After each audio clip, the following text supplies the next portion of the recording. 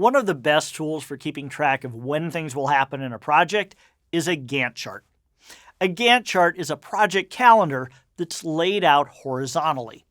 It can help you see which activities are happening at the same time, and that's useful for identifying issues like competition for resources.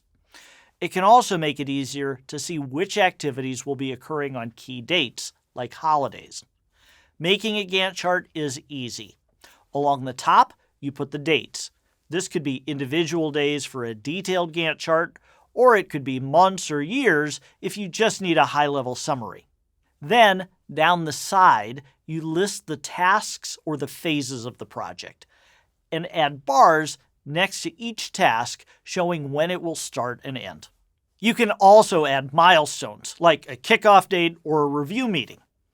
These are usually marked using a diamond instead of a bar. Gantt charts can really simplify project planning, and they make it easier to keep track of all of your project's deadlines.